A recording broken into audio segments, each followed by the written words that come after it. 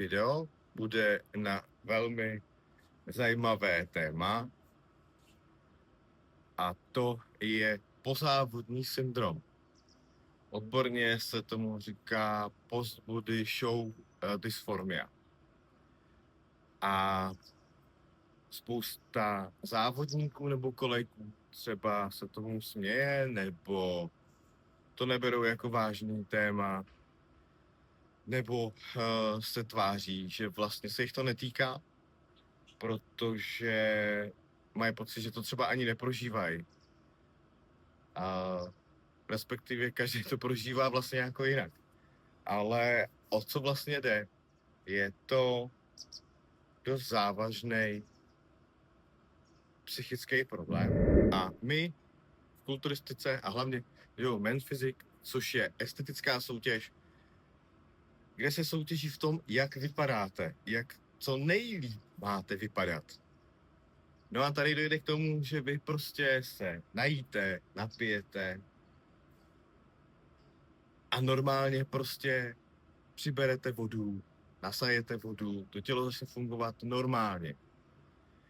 A ten obraz v tom zrcadle se změní.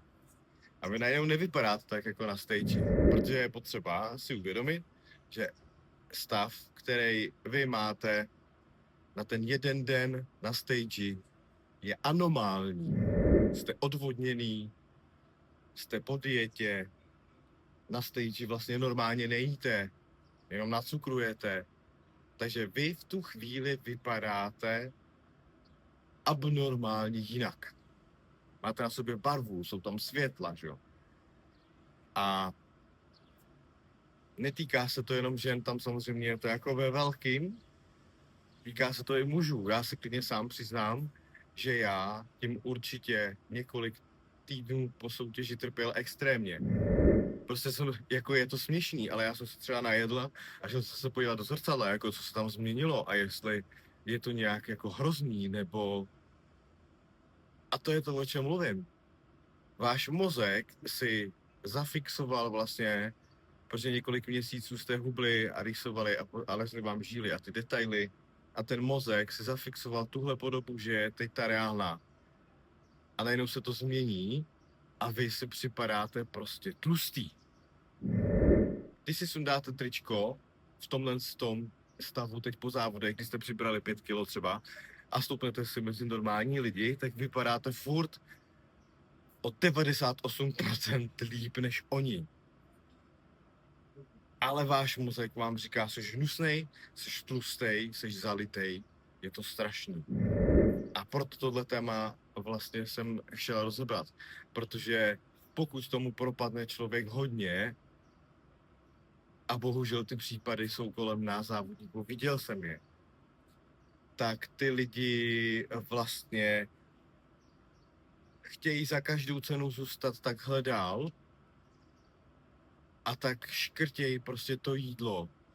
Schválně nejedí ty holky třeba, jo, prostě snaží se cokoliv si radši ani nevzít nebo ani nežít normálně. A tohle právě není jako fitness. Není to ten lifestyle, který se nám vlastně jako líbí, protože vy cvičíte a pohybujete se proto, abyste mohli jako normálně právě žít, abyste se dožili zdraví toho vysokého věku. Takže pokud něco takového na sobě sledujete, tak teď víte, že se jedná o takovouhle věc a musíte s tím pracovat, protože je to dost jako nebezpečný. A v těch nejšilenějších případech, nebo možná ani ne nejšilenějších, ale klidně bych jako doporučil prostě s někým se o tom promluvit, nějakého terapeuta, někoho jako specialistu, ale každopádně já říkám, že tohle je otázka hlavy, otázka jako psychiky.